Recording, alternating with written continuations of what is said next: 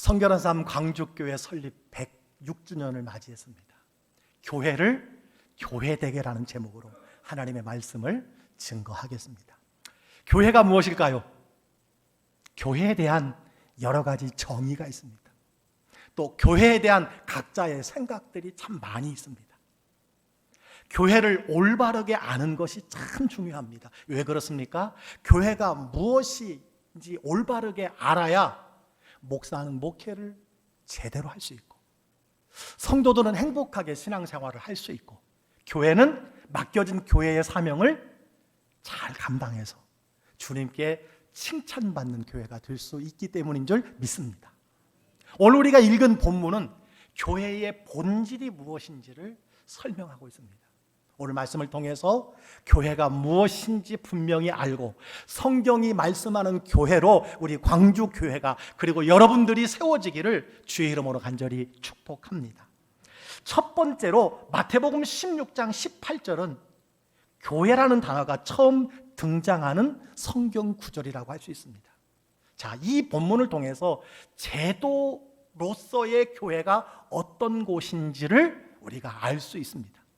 자, 예수님께서 오늘 18절에 말씀하셨습니다. 너는 베드로라. 내가 이 반석 위에 내 교회를 세우리니 음부의 권세가 이기지 못하리라. 여러분 보세요. 내가 이 반석 위에 내 교회를 세우리니 음부의 권세가 이기지 못하리라. 이 말씀에는요, 교회가 무엇인가에 대한 중요한 4가지 사실이 기록이 되어 있습니다. 그 첫째는 무엇이냐? 내가 세우리니라는 말씀입니다. 여러분, 교회를 누가 세웠습니까? 예수님이 세웠습니다. 하나님이 세우신 것입니다. 주님이 세우신 것입니다. 내가 세우리니 분명히 말씀해 주셨어요. 세상에 존재하는 수많은 조직과 제도 가운데 하나님이 세우신 2가지 조직이 있습니다. 무엇일까요? 가정과 교회입니다. 그래서 사탄이 공격하고 무너뜨리기 원하는 2개의 제도가 있어요. 조직이 있습니다. 가정과 교회입니다. 따라서 교회는 가정을 소중히 여기는 곳입니다. 가정이 무너지면 교회가 무너지는 것입니다. 가정과 교회는 함께 가는 것입니다. 자, 동성애를 누가 반대합니까? 하나님을 믿는 사람들이 반대합니다. 성경이 그것을 반대하기 때문에 그렇습니다. 차별금지법을 왜 교회가 반대합니까? 하나님의 말씀이 그것을 반대하기 때문입니다. 그것은 가정을 해체시키는 일이기 때문에 교회가 그것을 지켜야 되는 것입니다. 따라서 하나님의 자녀들은 가정과 교회를 소중히 여겨야 될 줄 믿습니다. 세상에 교육을 위한 학교도 중요합니다. 경제, 회사 참 중요합니다. 그러나 하나님이 만들지 않았다는 사실을 기억하시기 바랍니다. 그 무엇보다도 세상의 기초, 근본은 가정과 교회라는 사실을 여러분 꼭 기억하시기를 주의 이름으로 축복합니다. 그래서 예수 잘 믿는 분들은요, 가정을 잘 섬기는 사람들입니다. 교회를 잘 섬기는 사람이라고 말할 수 있습니다. 자, 이 광주교회를 주님이 세우셨습니다. 106년 전에 세우셨습니다. 믿는 사람들이 간혹 교단을 중요하게 생각합니다. 여러분, 교단도 중요합니다. 내가 장로교회에서 신앙생활을 시작했는지, 감리교회에서 시작했는지, 침례교회에서 혹은 순복음에서 시작했는지, 합동인지 통합인지 고신인지 대신인지 합동 정통인지 많은 교단이 있습니다. 여러분, 그러나 교단보다 더 중요한 것이 무엇일까요? 교회라는 사실입니다. 왜 그럴까요? 교단은 사람이 세웠어요. 그래서 대한예수교 장로회라고 하는 그 교단 이름하에 약 200개의 군소 교단이 있습니다. 어떤 교단은 10개 교단이 있고요. 어떤 교단은 5,000개 교회를 소유한 그런 교단도 있습니다. 중요한 것은 교단보다 교회가 중요한 줄 믿으시길 바랍니다. 교회는 주님이 세우셨기 때문입니다. 여러분, 우리 광주교회를 누가 세웠습니까? 아멘, 예수님이 세우신 줄 믿습니다. 하나님이 세우신 줄 믿습니다. 내가 세웠다. 오늘 분명히 예수님께서 말씀해 주셨습니다. 우리 광주교회 누가 세웠습니까? 주님이 세웠습니다. 날마다 이 고백이 여러분의 고백이 되기를 주의 이름으로 축복합니다. 두 번째 우리가 기억해야 할 것이 있습니다. 예수님이 내 교회라고 말씀하셨어요. 예수님이 이것은 내 교회다라고 말씀하신 것은 교회의 참 주인이 예수님이라는 의미인 줄 믿습니다. 교회의 주인은 누구예요? 예수님입니다. 오늘 두 번째 본문인 고린도 전서에도요, 고린도에 있는 하나님의 교회 이렇게 기록하고 있어요. 모든 교회는 하나님께 속한 교회다라는 거예요. 우리 교회의 주인 예수님이신 줄 믿습니다. 하나님의 소유물인 줄 믿습니다. 교회의 주인은 목회자가 아니에요. 내가 교회를 개척하고 내가 열심히 목회해서 수천 명, 수만 명으로 비록 부흥했을지라도 목사가, 사람이 주인 역할을 하면 안 되는 것입니다. 장로님도 마찬가지입니다. 내가 교회를 오래 다닌 분도 마찬가지입니다. 3대, 4대 이 교회를 섬겼다 할지라도, 초창기 개척 멤버라고 할지라도 주인은 누구예요? 예수님, 하나님, 주님이라는 사실을 꼭 기억해야 합니다. 최근에 교회의 주인은 평신도다라고 하는 운동이 있어요. 그건 무슨 의미냐? 평신도가 만인 제사장, 진실한 사역자가 되어서, 사역의 주체자가 되어서 충성, 헌신하는 일에 있어서 주인이 돼야 한다라고 하는 의미인 줄 믿으시기를 바랍니다. 교회의 주인이 사람이 아니에요. 어떤 직분이 아닙니다. 오직 예수 그리스도라는 사실을 기억해야 돼요. 그래서 광주교회는 주님의 교회입니다. 하나님의 교회입니다. 하나님에게 속한 교회예요. 하나님의 소유물입니다. 그래서 소중한 겁니다. 그래서 우리가 이 교회를 사랑해야 하는 것입니다. 나는 예수님을 사랑하지만 교회는 사랑하지 않아. 그런 말이 있을 수 없어요. 교회 사랑은 예수님 사랑이요, 하나님 사랑인 줄 믿으시기를 주의 이름으로 축원합니다. 우리가 이 교회를 소중히 여기고 사랑해야 하는 이유가 무엇일까요? 주님이 주인이시기 때문인 줄 믿습니다. 그래서 찬송가 208장에 이런 가사가 있어요. 내 주의 나라와 주 계신 성전과 피 흘려 사신 교회를 늘 사랑합니다.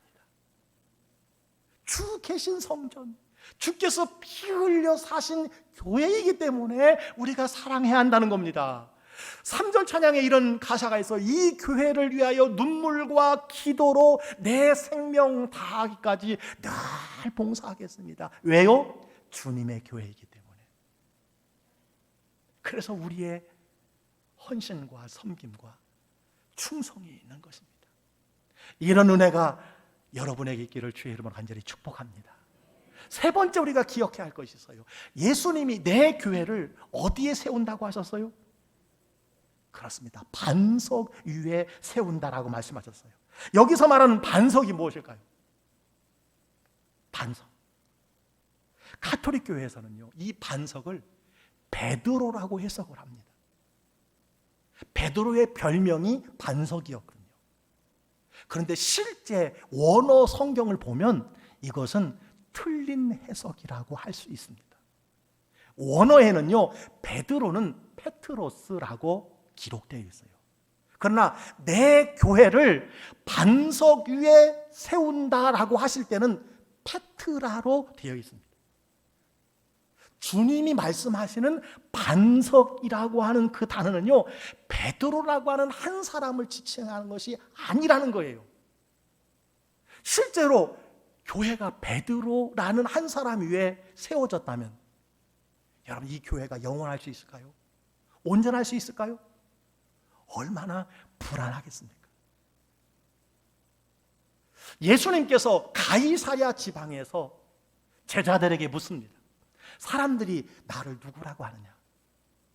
그러니까 제자들이 말해요. 예수님을 뭐라고 사람들이 이렇게 말합니다. 그러자 예수님께서 다시 묻습니다. 너희는 나를 누구라고 하느냐?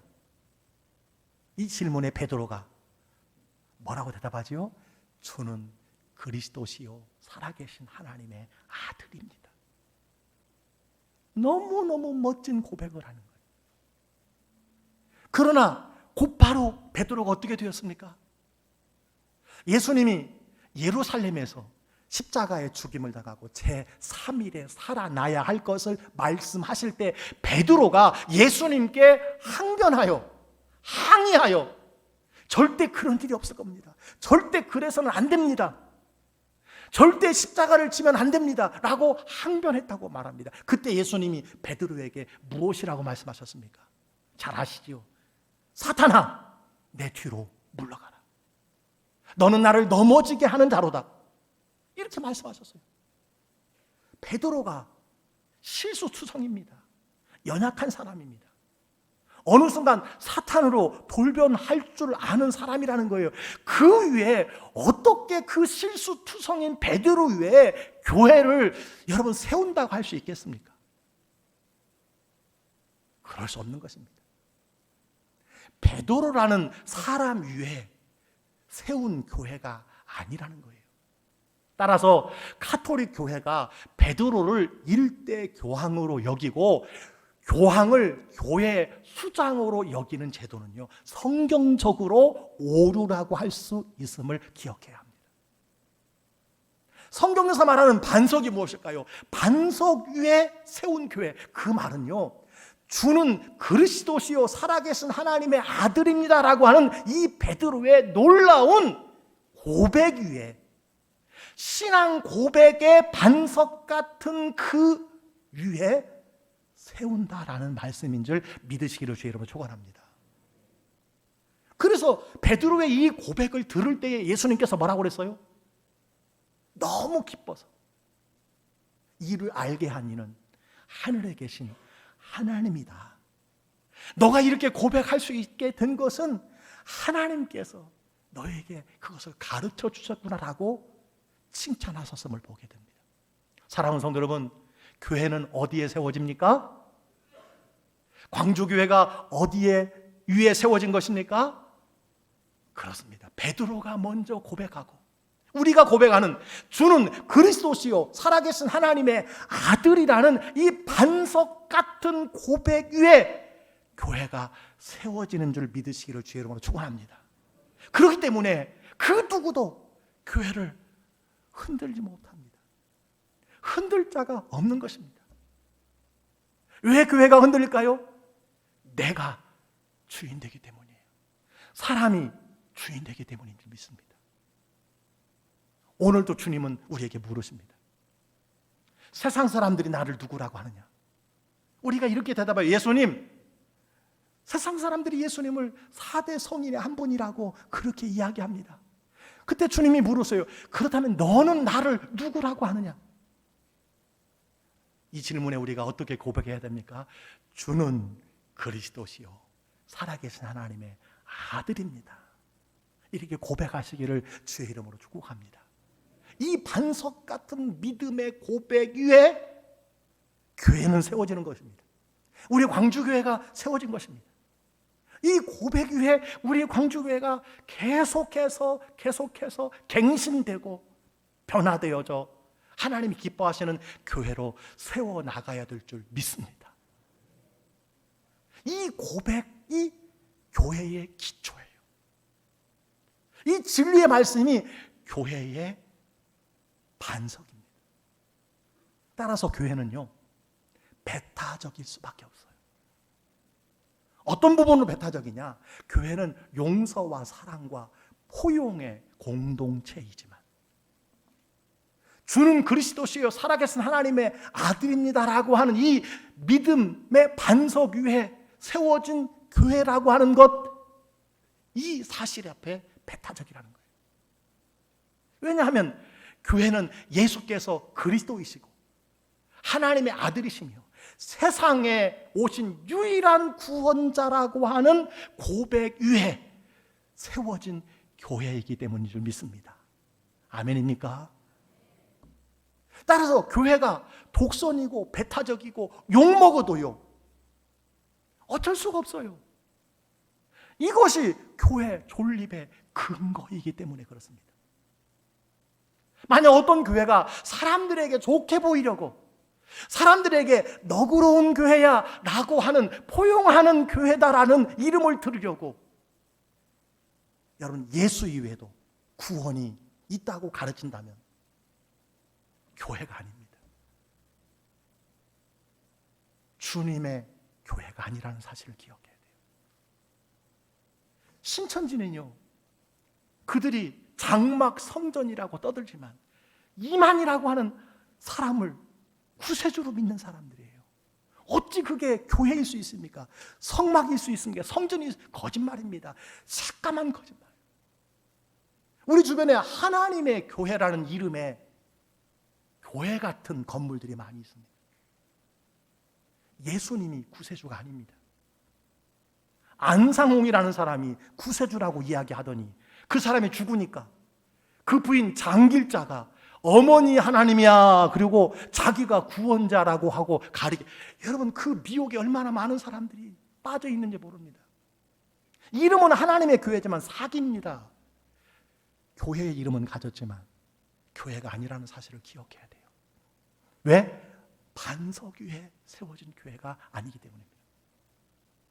교회는 바로 예수 그리스도의 십자가 위에 세워졌습니다. 여러분, 이 반석 위에 세워진 교회에 대해서 타협하지 않게 되기를 주의 이름으로 간절히 축복합니다. 네 번째 우리가 기억해야 할 것은요, 음부의 권세가 해하지 못하리라 하는 말씀이에요. 이 말씀은 교회에 대한 굉장히 중요한 말씀입니다. 여러분, 음부의 권세가 해하지 못하리라고 할 때 연상하는 것이 무엇이냐면요, 음부의 권세가 끊임없이 교회를 공격하지만 교회는 겨우 버티고 무너지지 않았다, 이렇게 생각할 수 있어요. 방어를 잘했다, 잘 견디어왔다. 물론 이 의미도 있지만요, 정확한 성경의 해석은 무엇이냐면요, 교회가 음부의 대문을 부서뜨렸다라고 하는 이 의미가 담겨져 있습니다. 이것을 우리가 기억해야 돼요. 음부의 권세가 해하지 못하리라고 하는 우리가 말씀을 가지고서 살다 보니까 우리가 주일에 기도할 때 대부분 어떻게 기도합니까? 주님, 세상에서 악한 사탄 마귀의 공격 앞에서 겨우 살아왔습니다. 피투성이가 되었습니다.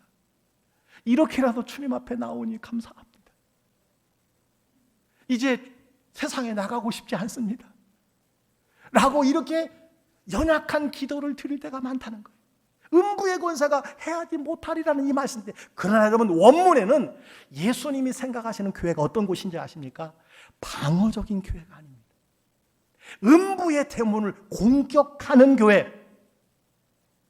교회는 사탄의 권세 앞에 지배받고 흔들리고 겨우 가까스로 견디는 것이 아니라, 교회는 험한 세상에서 사탄 마귀를 공격하고 이기고 무찌르고 승리하는 곳이라는 사실을 기억하시기 바랍니다. 그래서 예수님께서요, 70명의 제자들을 둘씩 파송하고 그들이 돌아와 무슨 보고를 한지 아십니까? 주여, 예수님의 이름 앞에 사탄의 권세들이 굴복하더이다. 그렇습니다. 예수님 이름 권세 앞에 사탄은요, 굴복하는 것이 교회의 권세인 줄 믿으시기를 바랍니다.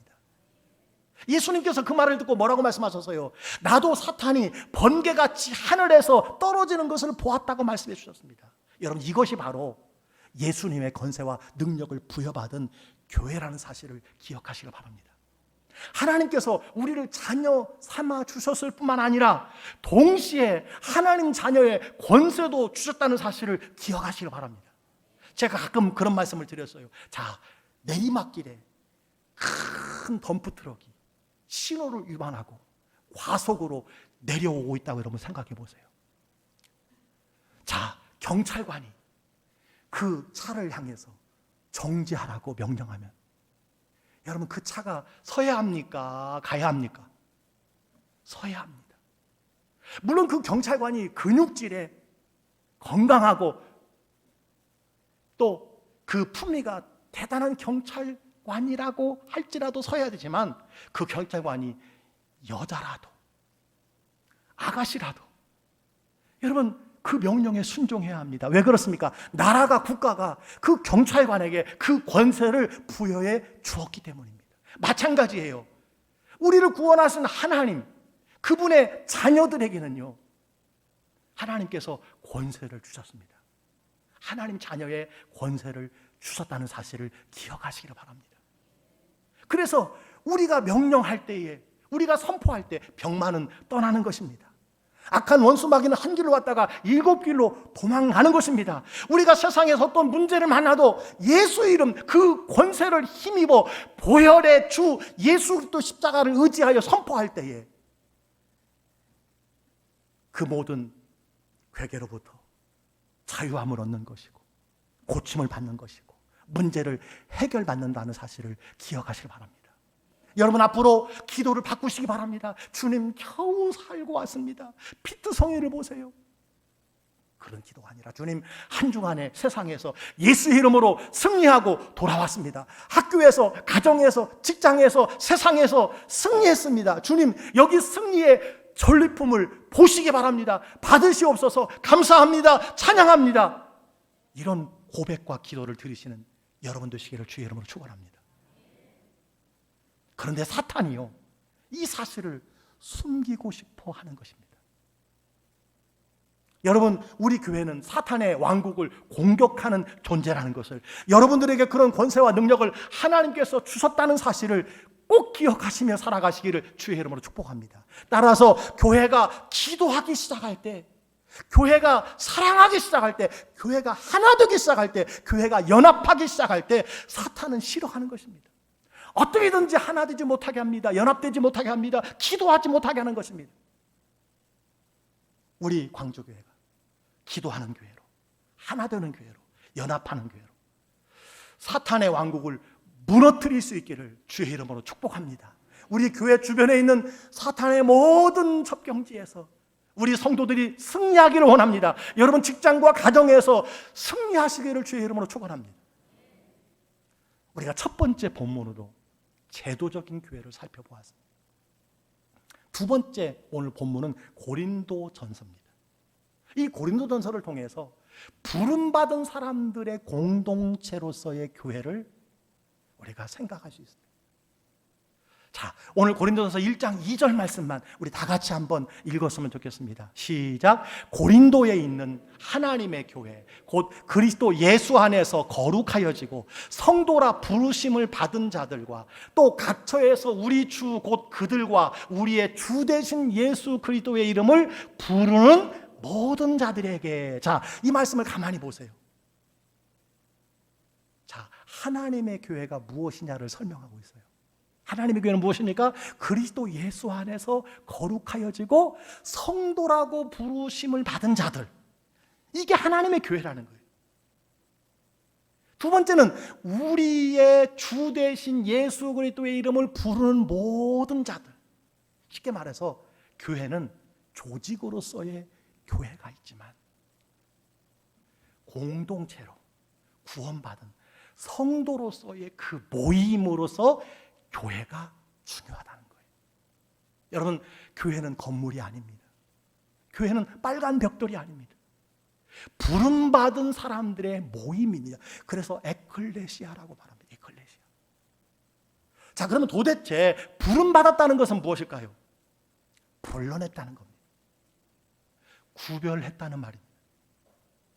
구약 성경에서 하나님께서 이스라엘 백성들을 애굽에서 부르시고 구별하셨습니다. 그리고 요구한 것이 있어요. 내가 거룩하니 너희도 거룩하라는 것입니다. 하나님께서 교회의 모형인 이스라엘 백성들에게 요구한 것이 있어요. 그들을 출애굽시키고 원하시는 것이 있어서요. 구별이었습니다. 하나님의 백성들은 하나님께 예배해야 한다라고 하는 것 때문에 구별하여 그들을 출애굽시킨 것인 줄 믿습니다. 그래서 여러분 레위기를 보면 할례도 구별입니다. 먹는 것도 구별돼요. 시간도 날짜도 요일도 구별하셨음을 보게 됩니다. 하나님께서 원하시는 부르심의 공동체로서 교회의 본질이 무엇이냐? 구별이라는 거예요. 거룩이라는 것입니다. 그것이 성결입니다. 최근 들어서 교단에 여러 가지 이름이 있지만 성결교회만큼 좋은 이름의 교단이 없다고 그렇게 이야기합니다. 성결한 삶, 이것이 우리 광주교회의 여러분 가치인 줄 믿습니다. 성경은 이렇게 말씀하고 있어요. 에베소서 5장 27절에 이렇게 말합니다. 자기 앞에 영광스러운 교회로 세우사 티나 주름 잡힌 것이나 이런 것들이 없이 거룩하고 흠이 없게 하심이라. 우리를 구원하신 이유가 무엇입니까? 우리를 성도로 부르신 이유가 무엇입니까? 다른 것이 아니라 구별하라는 거예요. 거룩하라는 거예요. 성결하기 위함이라고 가르쳐주고 있습니다. 여러분, 사도 바울이 교회에 많은 편지를 했는데 그 편지 중에 여러 가지 가르침과 권함과 책망이 있지만 가장 강조한 것이 하나 있습니다. 그것이 무엇일까요? 거룩이에요. 왜 교회가 세상과 구별되지 않느냐? 왜 세상과 다르지 않느냐는 것이었습니다. 그리고 그 거룩함을 유지하기 위해서 어떻게 해야 되느냐? 고린도전서 5장 12절 13절에 이렇게 가르쳐 주셨어요. 다 같이 읽습니다. 시작. 밖에 있는 사람들을 판단하는 것이야 내게 무슨 상관이 있으리오마는 교회 안에 있는 사람들이야 너희가 판단하지 아니하랴. 밖에 있는 사람들은 하나님이 심판하시려니와 이 악한 사람은 너희 중에서 내쫓으라. 아멘. 이게 무슨 말씀이에요? 교회 밖에 있는 사람들을 판단하는 것이야 내게 무슨 상관이 있겠느냐마는 교회 밖에 있는 사람들이 음행을 하든 말든 그것을 뭘 판단하느냐. 그런데 교회 안에 있는 사람들을 판단해야 한다는 거예요.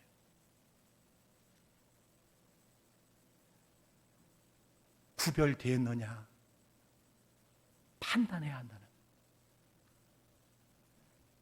구별되지 않으면 어떻게 하라는 거예요? 내쫓으라고 이야기합니다. 부름받은 공동체로서 주님이 원하시는 것은요 다른 것입니다. 거룩한 것입니다. 구별되는 것이라고 말씀해 주셨습니다. 그래서 사도 바울은 너희 몸을 하나님이 기뻐하시는 거룩한 산 제물로 드리라고 말씀해 주셨어요. 요한계시록 7교회의 편지를 보면 예수님의 교회를 책망하신 이유가 단 한 가지입니다. 교회가 세상과 다를 것이 없다는 거예요. 왜 교회가 세상을 따라가느냐는 겁니다. 세상과 교회가 왜 다른 것이 없냐는 거예요. 사랑하는 성도 여러분, 예수님께서 부름받은 공동체인 교회와 성도들에게 요구하는 것은 한 가지입니다. 거룩함입니다. 구별이라는 거예요. 신기한 것은 이 세상 사람들도 교회와 성도가 뭔가 다르기를 기대한다는 것입니다. 달라야 된다고 여긴다는 거예요. 지금 시대야말로 수백 년 동안에 교회가 받는 무시와 질책과 탄압과 비난, 그 어느 시대와 비교할 수 없습니다. 왜 이렇게 되었습니까? 그 중심에는 교회가 세상과 달라야 된다는 거예요. 교회는 세상과 달라야 된다라고 하는 요청인 줄 믿으시기를 주의 이름으로 축원합니다. 우리 교회 부목사로 사역하다가 청주에 좋은 나무 교회를 개척한 이세영 목사님이 있는데 어제 긴 문자가 왔어요. 모든 성도들이 좋은 나무 교회가 빨리 소문나기를, 지역에 소문나기를 간절히 원한다는 거예요. 교회가 행복하다는 겁니다. 너무 교회가 좋다는 거예요. 지난주에 한 가정이 전도되었는데 이 동기가 참 감동입니다. 이 교회 한 분 성도님을 통해서 직장 동료가 전도가 되었다는 거예요. 여러분, 우리 교회 같이 대형 교회도 한 주에 한 분 오시기가 쉽지 않는데, 개척교회에, 빌딩에 있는 교회에, 임대교회에 한 교회장이 전도된다는 것 얼마나 감사하고 눈물 나는 일입니까? 근데 이분이 교회에 오신 이유가 있어요. 이 교회 집사님 한 분이 예수 믿고 삶이 변하고 달라진 것 때문에 함께하는 직장 동료가 찾아와서 집사님이 믿는 그 예수님을 자기도 믿고 싶으니 데려가 달라고 요청해서 데리고 왔다는 거예요. 예수 믿고 달라진 집사님, 당신이 믿는 하나님 나도 믿고 싶습니다. 하나님께서 우리가 원하시는 것은 다른 것이 아닙니다. 거룩입니다. 구별입니다. 달라야 된다는 거예요. 세상이 교회를 비판할 때를 여러분 생각해 보세요. 그런데 교회가 나쁜 짓을 해서일까요? 무슨 교회가 세상에 해를 줍니까? 유익을 주었으면 유익을 줬지. 우리 교회가 106년 동안 이 지역에 얼마나 많은 유익을 주었겠습니까? 해마다 얼마나 많은 선한 사업을 우리가 해오고 있습니까? 비록 코로나19로 멈추어진 것이 많이 있지만 저는 믿기는요, 우리 광주교회를 이 지역의 많은 사람들이 저는 사랑한다고 생각을 해요. 교회다운 교회라고 생각한다고 저는 믿고 있습니다. 저만 그렇게 생각하는지 모르겠어요. 우리 교회는 건강한 교회입니다. 하나님이 기뻐하시는 교회인 줄 믿습니다. 자, 세상 사람들이 왜 교회를 비판할까요? 세상과 다르지 않다는 거예요. 세상 사람들과 다르지 않다는 거예요. 교회라면 세상과 달라야지. 교회라면 계산 방식이 달라야지. 교회라면 섬기고 희생해야지. 사랑해야지. 덮어줘야지. 세상 사람들이 교회를 볼 때 다른 것이 뭐냐? 구별됨이 있느냐를 묻는 것입니다. 기대하는 것이 있다는 거예요. 여러분은 믿지 않는 친구들과 구별되는 것이 있습니까? 여러분의 생활과 습관과 가치관, 예수님을 믿지 않는 사람과 다른 것이 있습니까?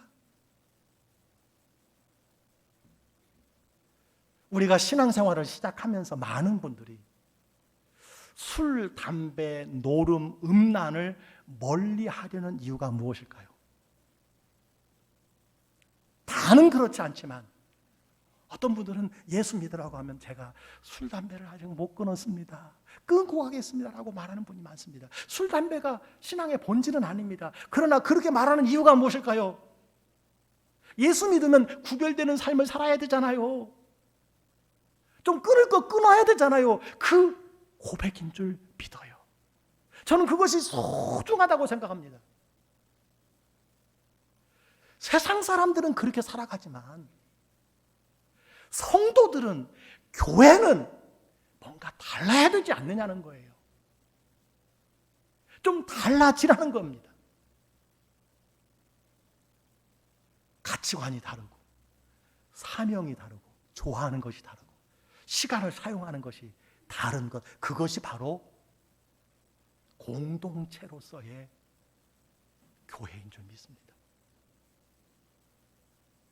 제가 타종교를 비판하려고 하는 말씀이 아닙니다마는 천주교인도요, 같은 하나님을 믿습니다.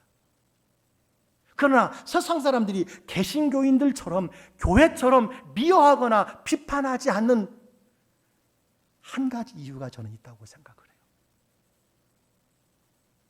먹고 마시는 행실이 신앙의 본질은 아니지만 그들은 술, 담배, 우상 제사, 세상 사람들과 다를 게 없습니다.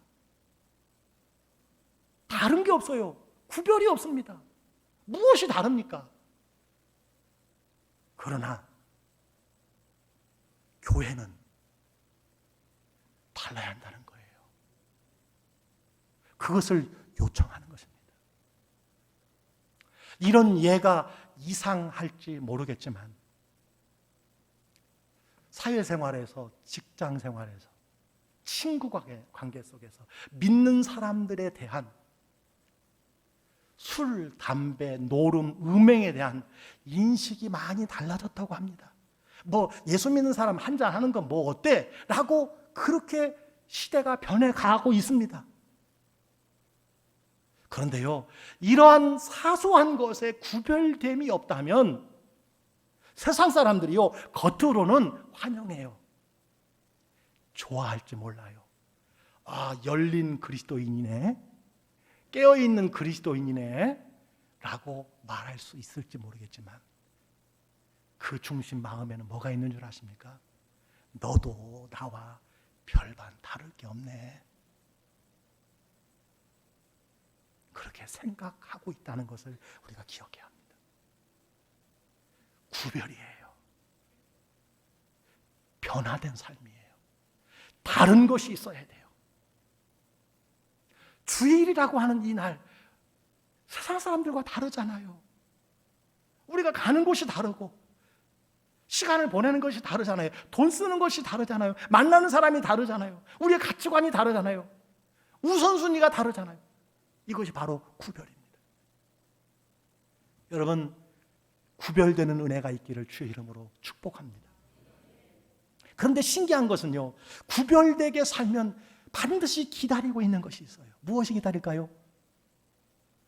세상은 교회와 믿는 자들이 달라져야 한다고 하면서 실제로는요, 핍박하고 미워하고 왕따를 시켜요. 그래서 성경은 이렇게 말씀해 주셨어요. 요한일서 3장 13절에 형제들아, 세상이 너희를 미워하여도 이상히 여기지 말라. 아멘. 세상이 너희를 미워할 거야. 근데 그거 이상히 여기지 마. 너가 거룩한 삶을 산다는 증거야. 너가 구별된 삶을 산다는 거야. 그리고 예수님께서 이것을 미리 설명해 주셨어요. 요한복음 15장 19절 말씀이에요. 다 같이 읽습니다. 시작. 밖에 있는 사람들을 판단하는 것이야 내게 무슨 상관이 있으려마는 교회 안에 있는 사람들이야 너희가 판단하지 아니하랴. 밖에 있는 사람들은 하나님이 심판하시려니와 악한 사람은 너희 중에 내쫓으라. 이 말씀이 이거 아니에요. 요한복음 15장 19절인데 방송실 다시 한번 띄워줄 수 있습니까? 요한복음 15장 19절.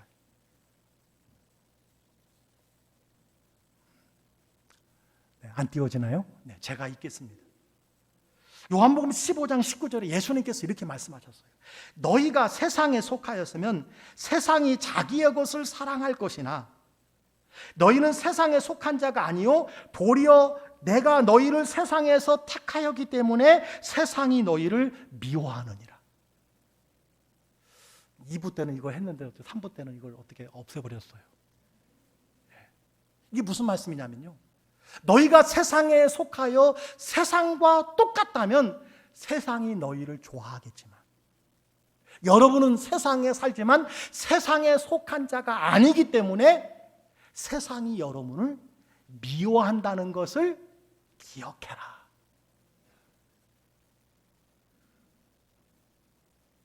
그렇습니다. 내가 그리스도인이요, 내가 거듭난 크리스찬이라면 세상에 살면서 친구들로부터, 주변 사람들로부터 핍박과 핀잔과 조롱과 왕따를 받게 될 수도 있다는 거예요.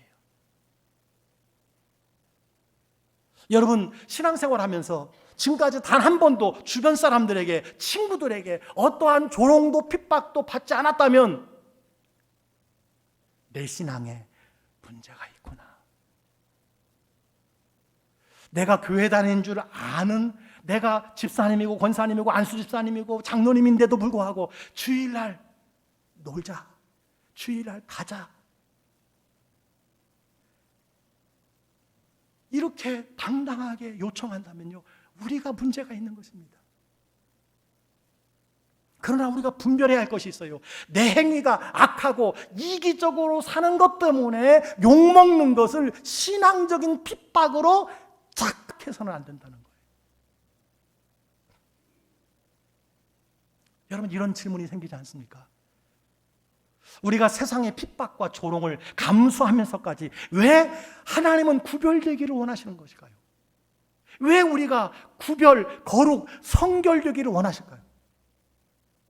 왜 주님이 부름받은 공동체로서 교회에게 거룩을 요구하시는 것일까요?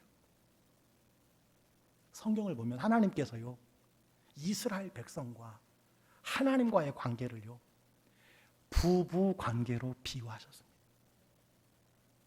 여기에 신비한 은혜가 있습니다. 하나님이 보시기에 교회는 뭐라는 거예요? 그리스도의 신부라는 거예요. 광주교회가 그리스도의 신부입니다.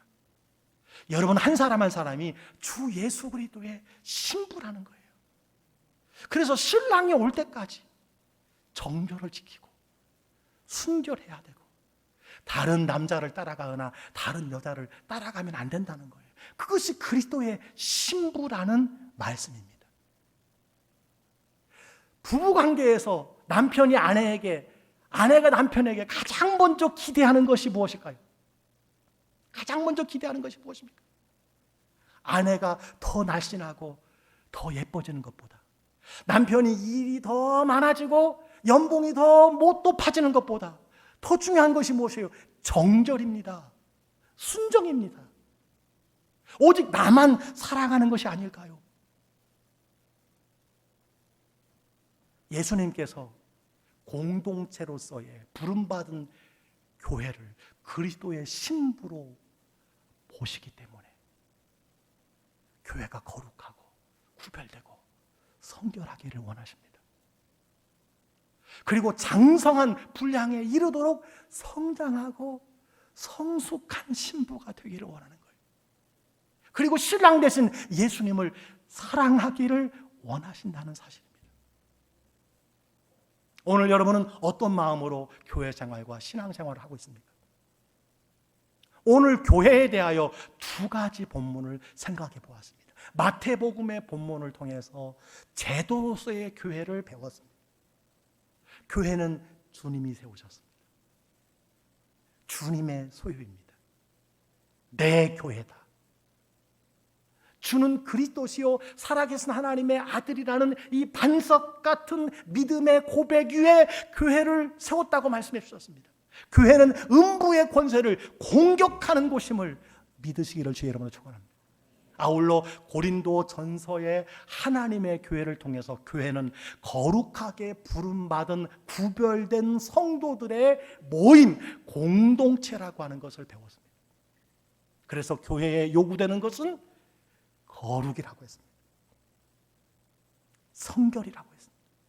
여러분, 교회를 교회되게 하여 우리 광주교회가 성삼위 하나님께서 큰 영광을 받으시는 우리 광주교회가 되기를 주의 이름으로 축복합니다.